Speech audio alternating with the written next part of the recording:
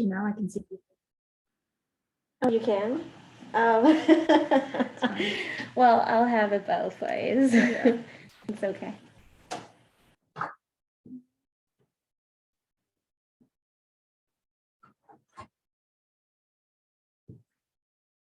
Hi guys, how do you want to let us know when you want us to begin?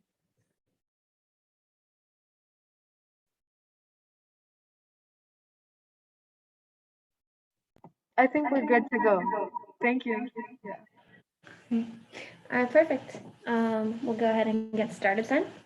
Hello, everybody. Thank you so much for joining us. So today, Tribhi and I are going to do our best to unveil the mysteries of robotics, as our talk is aptly titled. And so, yeah, without further ado, we'll just go ahead and get started. I just wanted to say one thing. If you have any questions during the presentations, feel free to type them up in the chat and we'll address them at the end.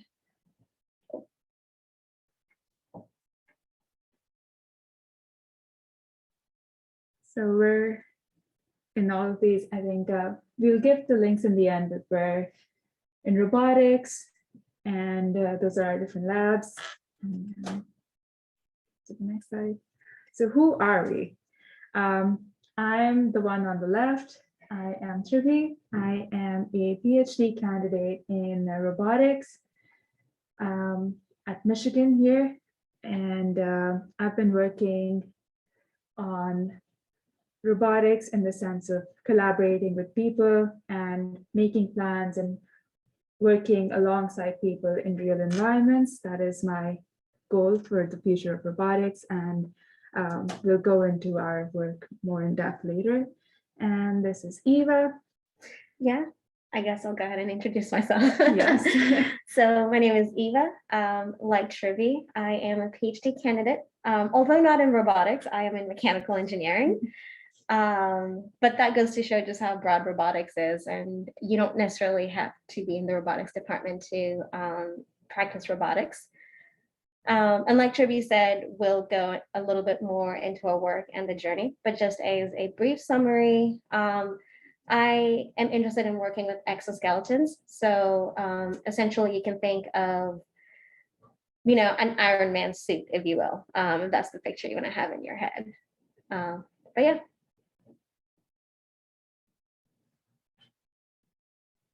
So here's what we're hoping to go over in today's presentation. So we want to give you an idea of what we do, what robotics is, and then the next natural question should be, okay, so you're working in robotics, what is a robot? We'll go into that a little bit, and then as we promised, we're going to talk about our journey, a little bit about our work, and finally, we're going to open the floor for you and give you some tips about how we got into robotics and if you want to get into robotics and what's interesting about it. Yep, sounds good. Okay, great. So like Tribhi said, the first thing that we'll address is what is robotics.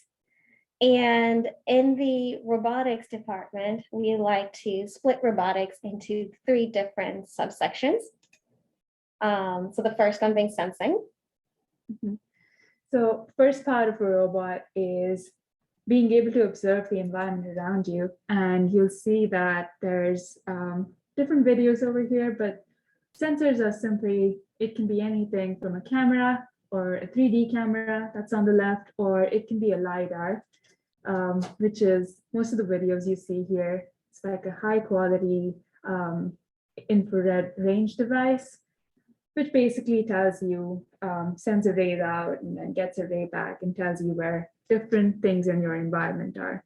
So sensing is just the art of understanding the different sensors on your board and collecting data from them. Yep, so in addition to sensing, what we also have is acting. So essentially what acting is, I don't know if I can get these videos to play. There we go. So Acting, in essence, is just actively interacting with the environment, whether that environment be a virtual environment or a real environment, right? And so this is what acting is also known as controls. That's another name for it. But as you can see in these videos, what we just have, different sorts of robots that are walking or on a Segway or driving, and they're actively moving around in their environment. So after you have observed your environment, the next thing might be what to do. But then once you have that, the next logical thing would be, how do I then act? How can I get the robot to do what I want it to do? And that's a whole different section, robotics itself. And the next missing piece between these two is what joins it together, which is reasoning. So I get my sensor information, my cameras, my lidars are telling me where different things are, what different things in the environment are. The next thing is making sense of those things.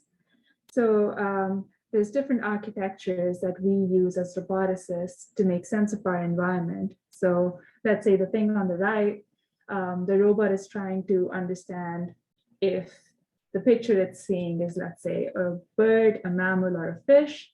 So it can go through a decision tree, is like what we like to call it, and come to these different decisions and then make actions like we talked about before based on these reasonings, essentially. The other side of this, which we forgot to meet that. The other side of this is more on the artistic side of things, right? Which, this is a question that I always get asked when I tell people that I'm a roboticist, which is, do you make robots, right? And so that's a whole different section of robotics, and that involves drawing and designing. And what we typically use, in addition to traditionally a pen and paper, a pencil and paper, is something called computer-aided design, which is demonstrated in the video over here to the right. But yeah, this just goes to show that if you're an artistic person, robotics is also for you. You have to design robots in essence, and machine them, I suppose. Yeah.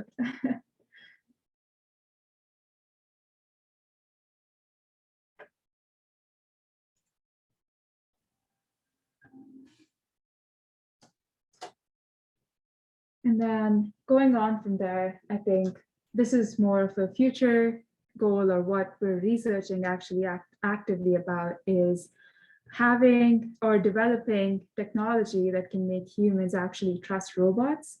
So you see on the left is a video of a robot it's a project being worked at on in Georgia Tech, and they're trying to have a robot direct people into to like evacuation spots in the case of a fire emergency, which is something you need to trust a robot immensely for. And we're looking at technology that can make it happen. And it's a whole different area that we like to categorize as human robotics, human robot trust, or human robot interaction side of robotics. Awesome. And the most important thing, I know that when roboticists, are portrayed in movies or TV shows or whatnot, it's usually one person going from, the conceptualization stage all the way to actually building the actual thing. But in reality, it's teamwork, right? As we saw, there's a lot of different aspects of robotics, and each of these various aspects are still in research right now. And so the main thing that we wanted to get across, it's all about teamwork. Teamwork makes the dream work is what they say. And that is true in robotics as well. So like we promised, we are roboticists, so we study the technology that goes behind bringing robotics into the real world. And a major essential part of that is understanding what is a robot.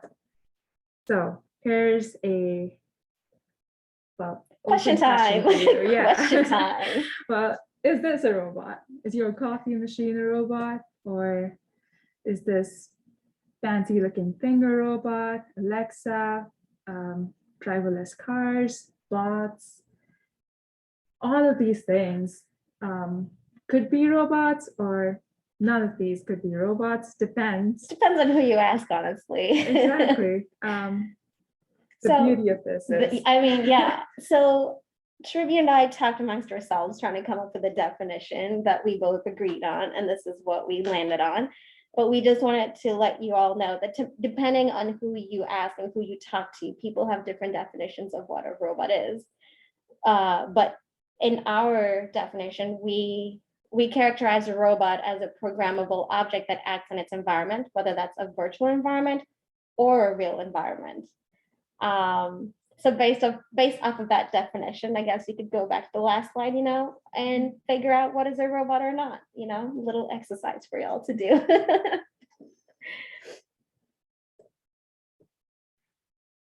so going on from, okay, we study robotics, there are robots, and the question is coming down to the utility of the robots, and then what are robots used for? Well, as you can tell, there's a wide range of applications that we can imagine that robotics can be helpful for.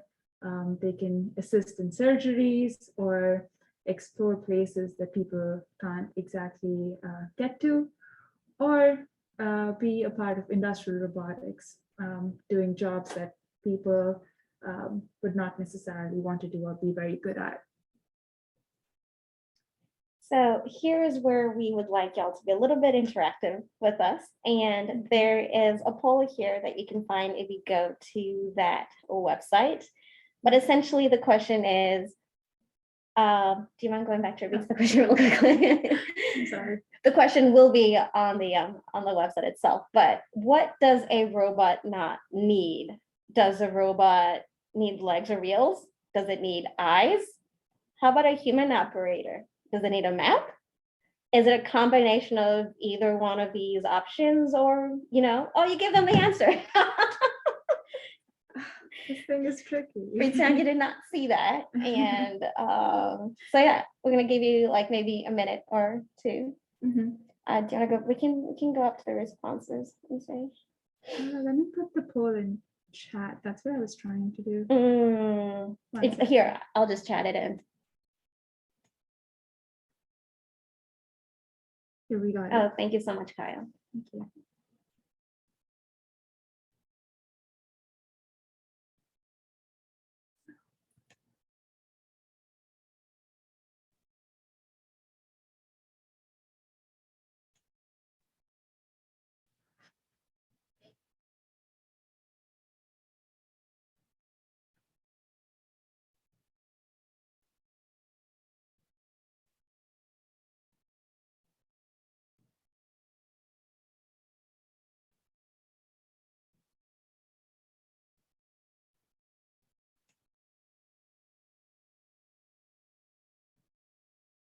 Yes, we'll give it just one more minute so that we can move on and be good on time. But nobody thinks it needs legs or wheels. So. no, everybody doesn't think a robot needs legs or wheels.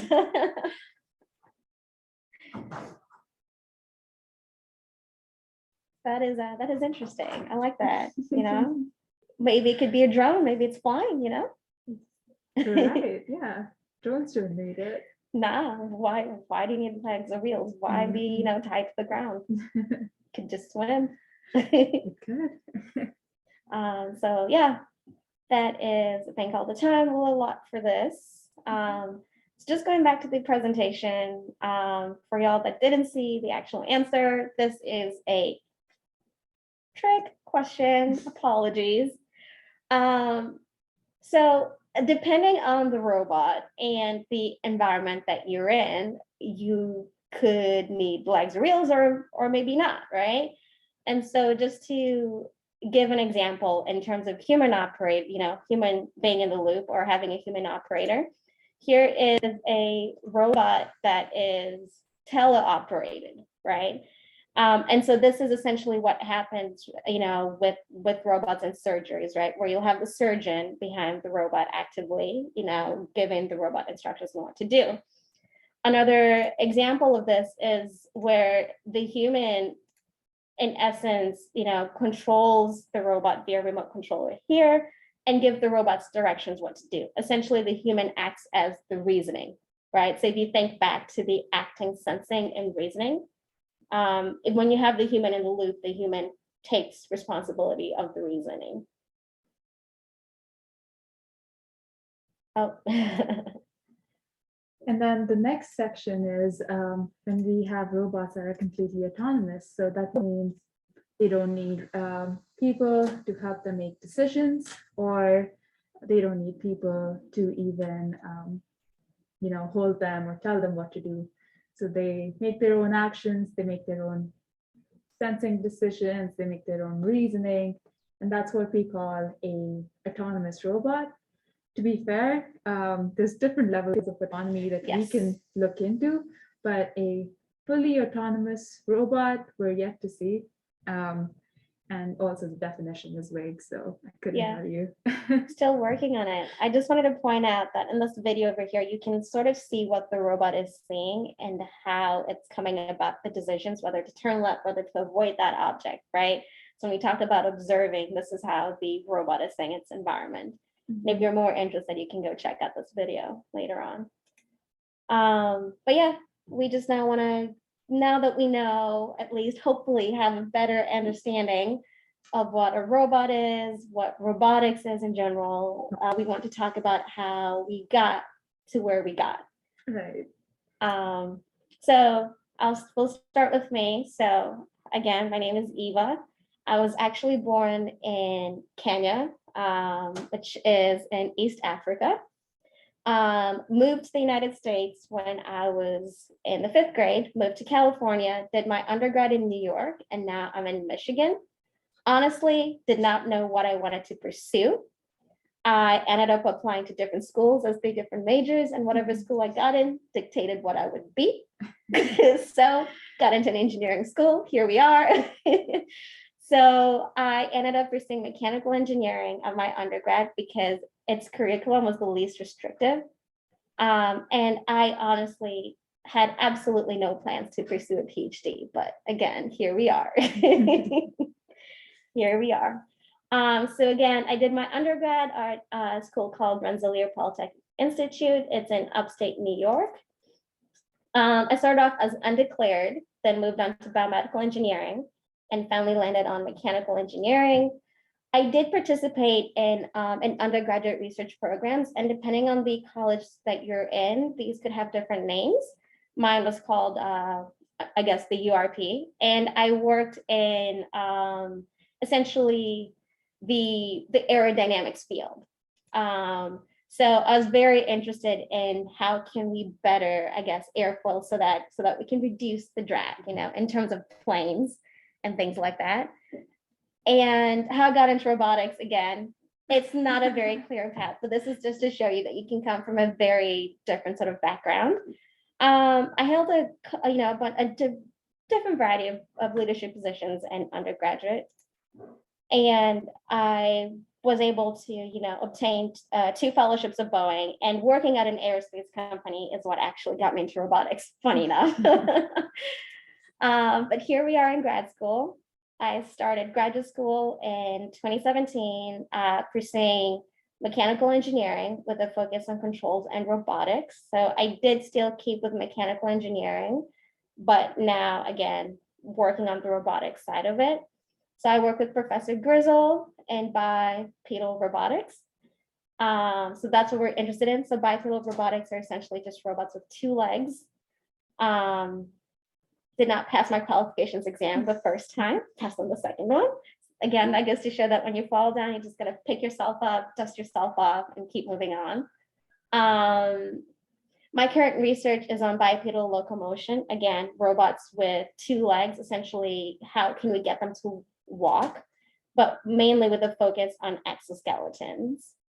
And yeah, I published my first journal paper last year. Now we'll go to Tribhi. Great. I think our journeys are kind of like, the idea is the same. Yeah. But, mine was always like one-track mind. I was 4, I saw Teletubbies, and I had to be a roboticist. I didn't know how, because I'm born and raised in India, and we didn't have a lot of research, like there's a lot of research, but the resources are scant. So the level of research that you can do is pretty limited, which means a lot of us come here to get the research experience that we need. I competed in the engineering entrance exam because I wanted to be a roboticist, and I ended up with a decentish rank, but in a country as big as ours, that means that's not good enough to join like the top college or get to the top university. So I compromised, but I still kind of looked for a major out of the options that I could get. I looked for a major that was somewhat related to robotics, and I ended up doing instrumentation and controls from Delhi University. Following that, I kind of looked into like internships in data analytics. So I learned a little bit of machine learning.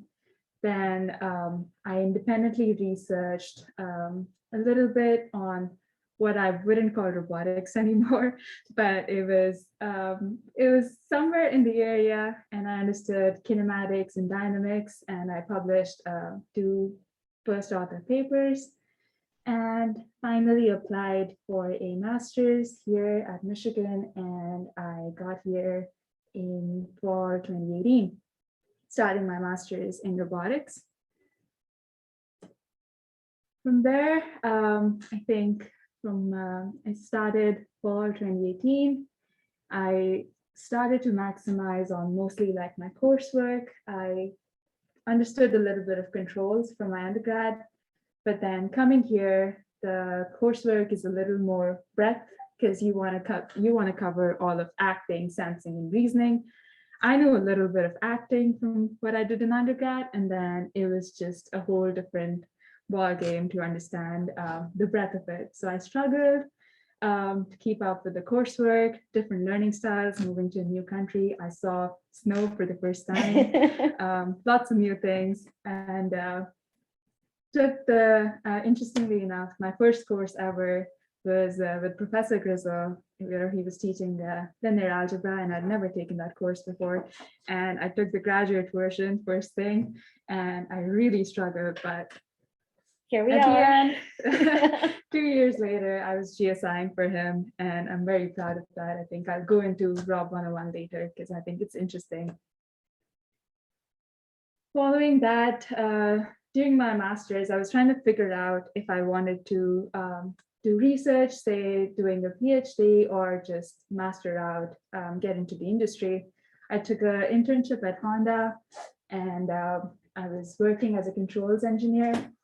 And I noticed how most of the fun work, or like leading the projects and like creating your own vision, just went to all the PhD graduates.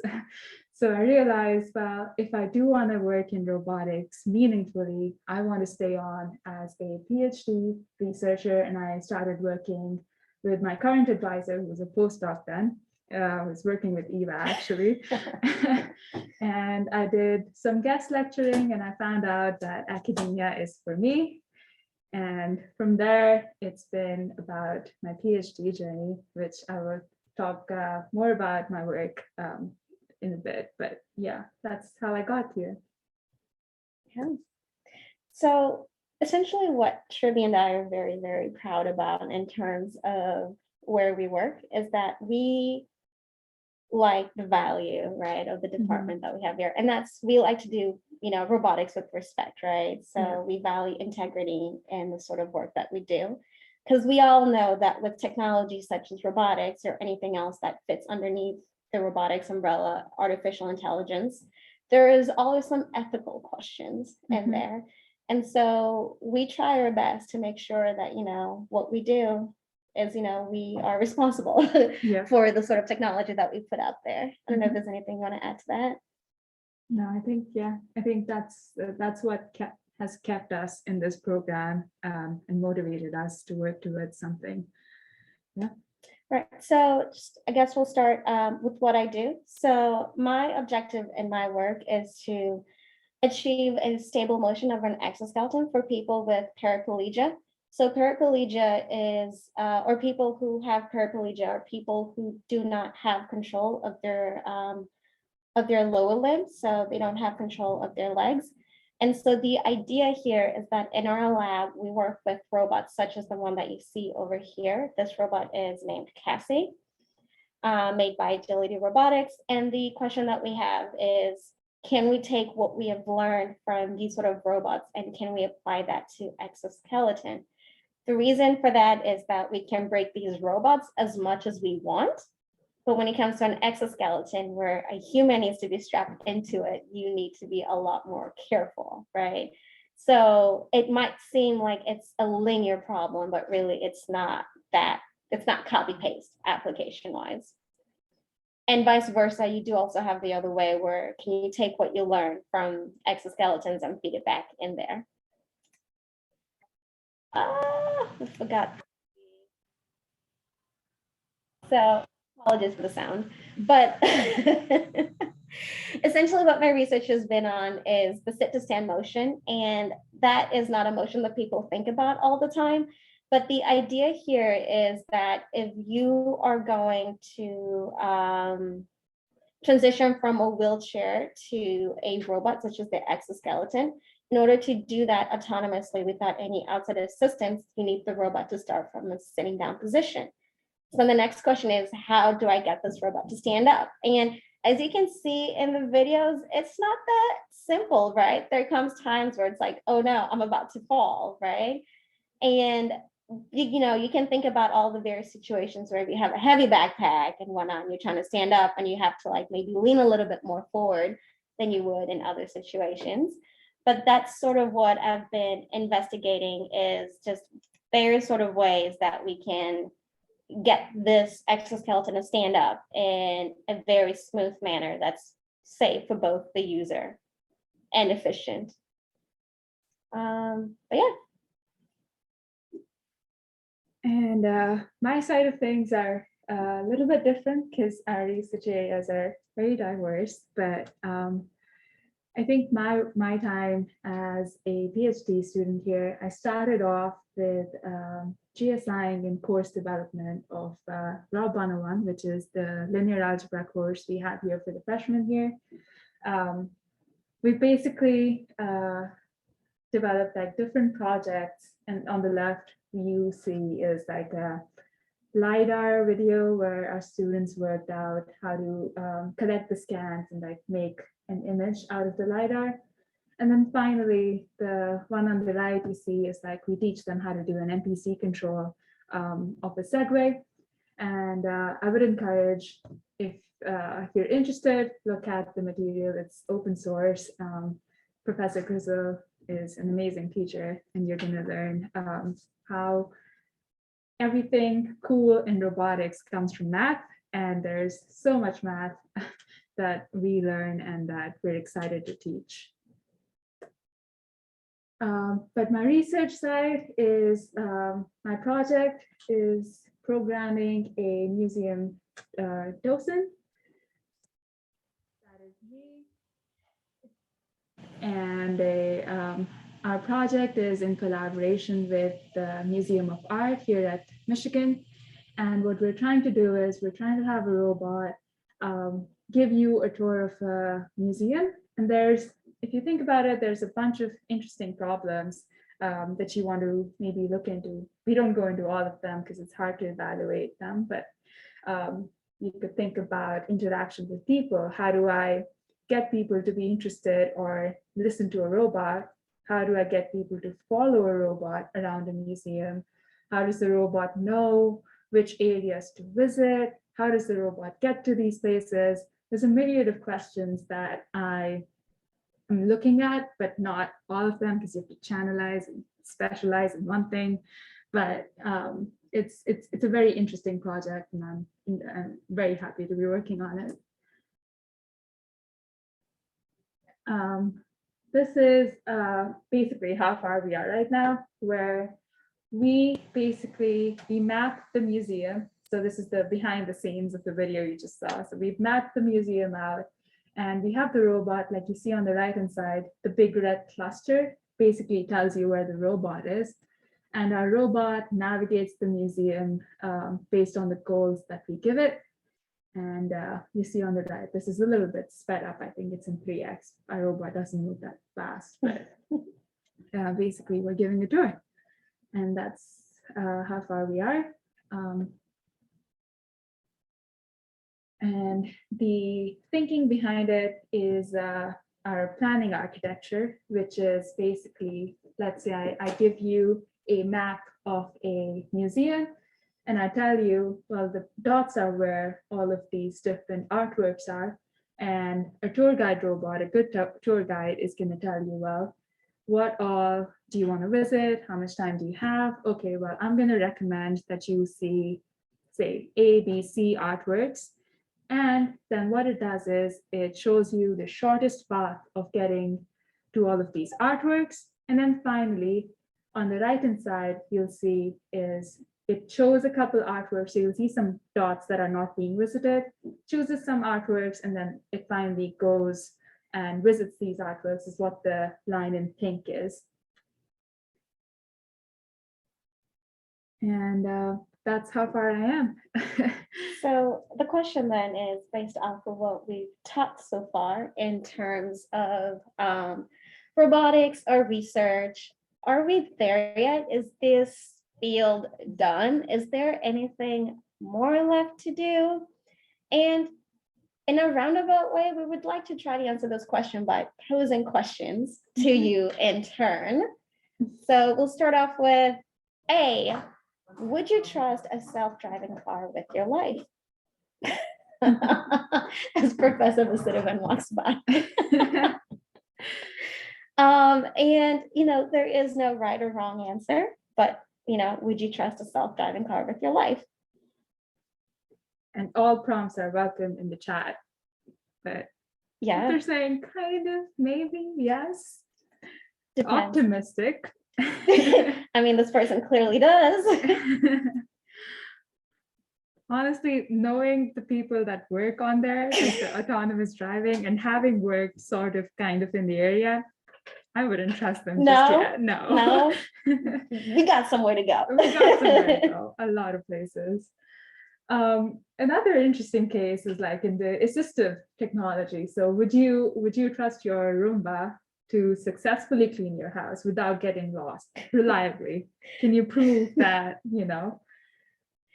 Higgins is not just gonna... Clearly, we have a case of a lost Roomba over here. Or all the videos of just a slipper on top of a room. I don't know if you've seen it, but if you throw something on a Roomba and it's just lost.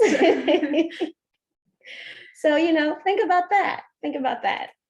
And there's so many other questions that we can ask, ethical questions, or, the first one could be, if you have Alexa or Siri, can you hold a meaningful conversation with your virtual assistant, right? Do you see robots on a daily basis around you? Like if you looked, the most famous thing, look to your right, look to your left. Are there any robots around you?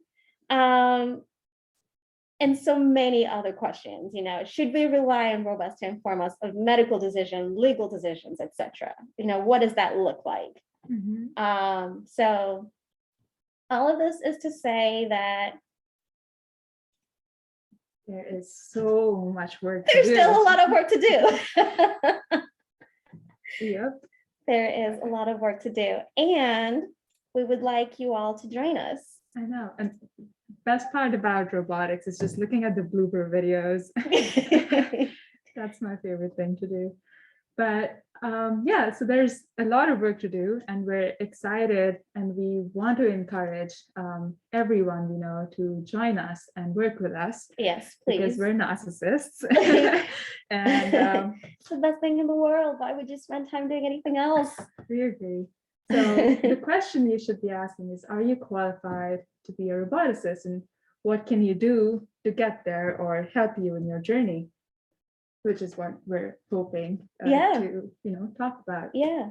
So the first thing that we want to emphasize, to be a roboticist, it does not matter what you look like, what you identify as, or anything of that sort. You can come from any sort of different background, whether that be your educational background or anything else. So there are many, many different paths to get into robotics. I clearly did not follow a linear path. I went from biomed to mechanical to aerodynamic to a little bit automotive. I did some cars in between there to end up in robotics, you know. So there's so many different paths that you can follow. If you all remember what we highlighted at the very beginning, all of those different areas of robotics, right? So whatever skill you have from whatever background, music, whatever it is, can be applied in one way or another. But that being said, what to emphasize in school right now? What should you do? Tribhi, tell us. So I would say we've been working, like I talked about Rob 101, which is why I think is interesting to bring up here. We've been trying to cut down the gap in robotics, where when we teach Rob 101, which is the introductory course here at Michigan, we assume that you don't know, you've not taken any AP courses, because we're getting students who are transferring from schools or from like schools that don't really offer a lot of AP courses. And we're saying that you don't really need all of those. It's good to have them. It's good that if you know calculus, if you know trigonometry, if you know all of those things, it's going to be good for you. But we're saying real roboticists, at this point, we're working with a different skill set. And here's what I think that you should be working on to if you're trying to be a real roboticist is, I would say, well, the fundamentals are always, should be, if you're getting anywhere into a professional field, you should be doing reading comprehensions, good at writing skills, advanced algebra, linear algebra. Again, I would recommend looking at the course.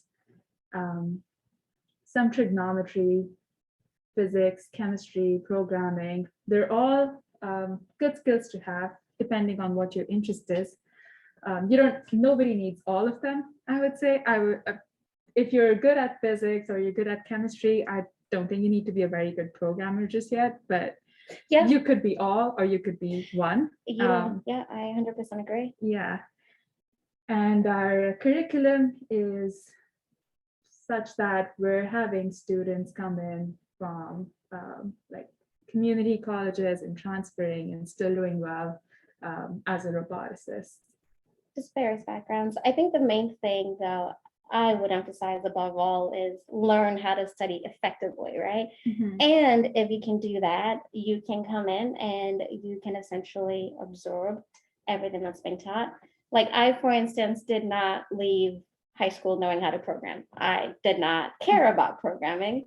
Being from the Silicon Valley, I wanted to get as far away from programming, you know, look where I'm at right now. But, you know, I think that being said, yeah, so learn how to study effectively. And I know we keep saying that, you know, robotics, math, and for some people that's like a turn up, like, oh my goodness, I cannot do math. But like, I promise you, I promise you, it is not that bad. And I know when you have someone who's like, I promise you, who's in the field, you're just like, you don't know what you're talking about. But I was there. Fun fact, I did not really effectively apply to engineering schools. I applied to engineering schools, but not as an engineering major, because I did not think I knew math well enough to become an engineer, you know? Yeah. So that being said, you know, don't let that turn you away, right? So like as Tribhi said, you know, yeah, it is for everybody from different sort of skills. And if you're interested, consider us. Come over to the University of Michigan, if you will. But wherever you will be practicing, we'll be happy to have couple more people amongst us. 100%. Yeah. And I think that's pretty much all we had for our presentation. So thank you so much for listening to us. Here we just have a couple links, you know, in case you're curious about the robotics department here. If you want to reach out to us, our emails are on there as well as the various labs that we're involved in. So yeah, keep in touch and we'll take questions now. Thank you for listening. Yeah, that's all.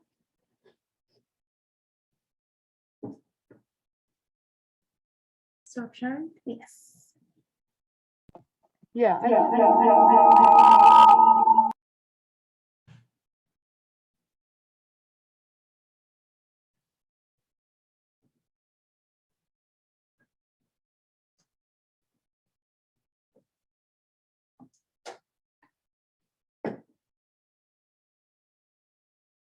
So I Yeah, think it's something. that was really fun listening to you guys. So I had one question.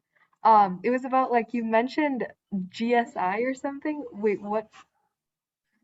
GSI or That's beer? our version I, of I saying didn't TA. I've understand been at that Michigan too part long quite to well. understand. Graduate research instructor is what it stands for. Otherwise, you can, or teacher's assistant. Essentially, we differentiate between teacher's assistants who are graduate students and the ones who are undergrads. So yeah, that's what that is. So yeah. But yeah, it just comes naturally. I've been here too long. I should just say TA. Yeah, yeah.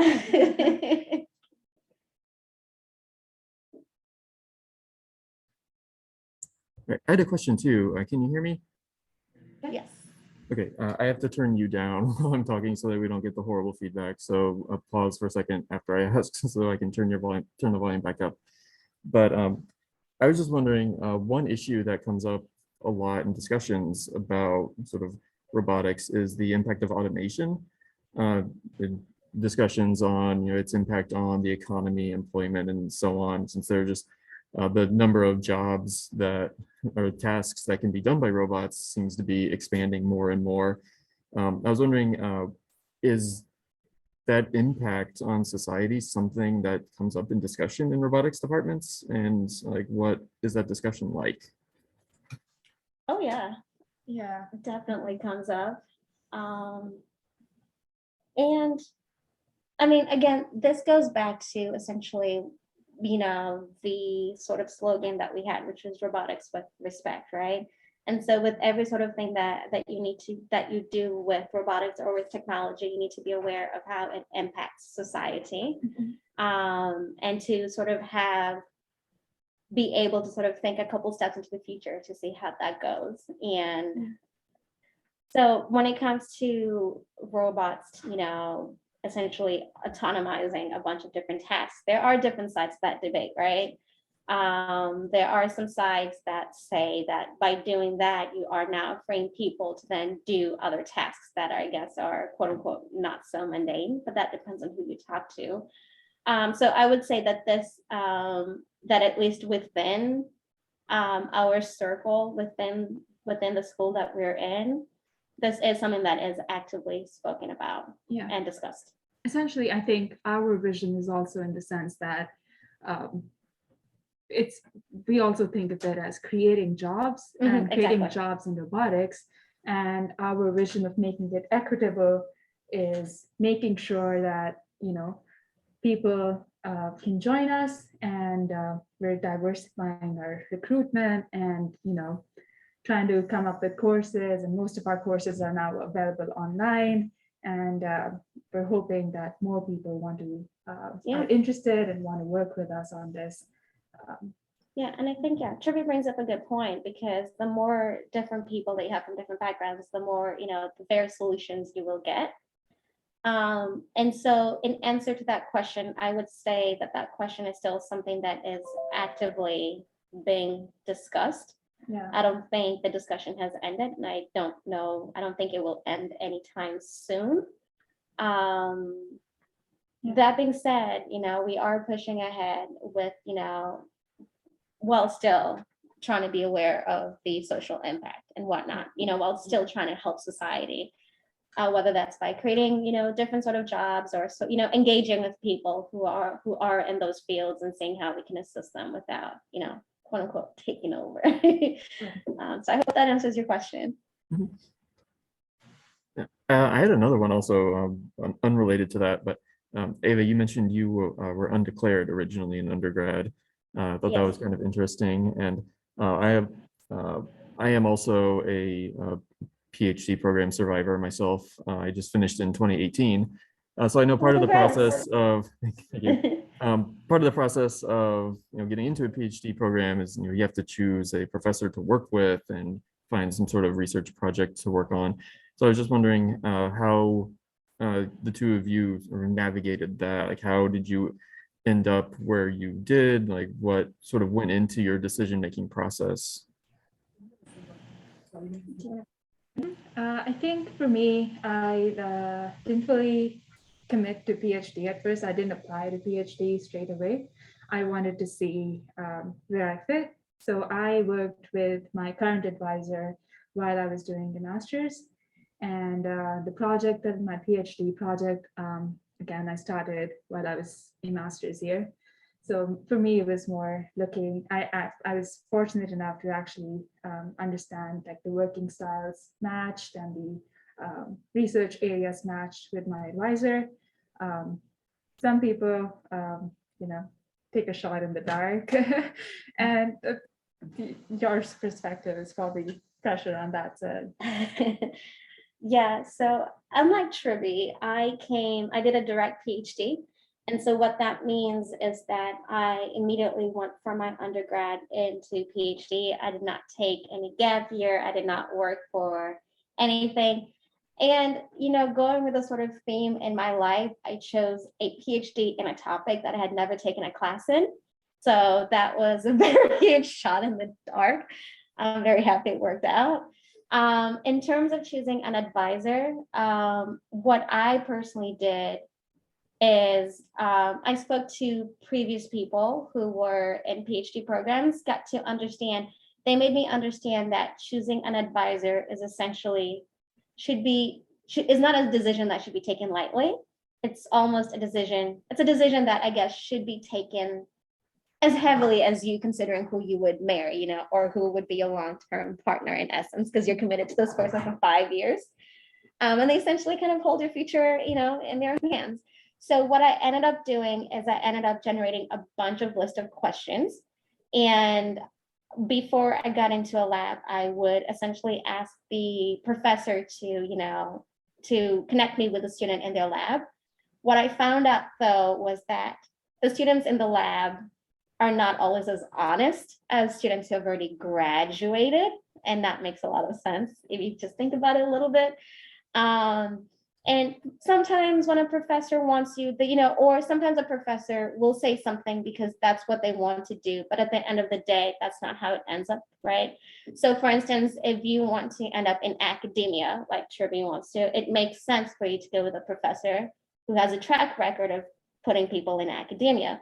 Versus if you do not care about academia and you want to go into industry, it makes sense to go with a professor who's, has a good track record of that and who can maybe be okay with letting you do internships, right? And so one of the greatest advice I got was to talk to people who had graduated and really get their take on it and on the advising style of the professor and whatnot. The final thing I would say for me is I also got the advice to apply to other fellowships. Right. So when you come into a program with your own fellowship, it really makes life a lot easier. And you have the freedom to direct your research however you want to direct it. And essentially everybody wants you, right? Because they don't have to fund you anymore. And so you get your pick at everybody. That was my journey. So I guess from Tribhi and I, you got two different perspectives.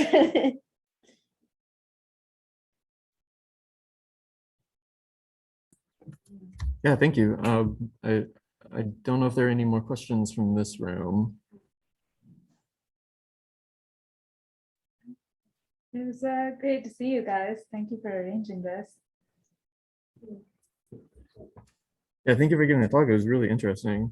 Yeah, thank you. It was really fun listening to you guys. Oh, we're glad to do it. Yeah, it was a lot of fun organizing the talk. So hopefully we have a few converts into robotics. This is not a cut. So if you all have any more questions, you have our contact information, so feel free to reach out. We do not bite. But yeah, thank you for having us. Awesome. Yeah, I guess we're gonna go ahead and head out. But yeah.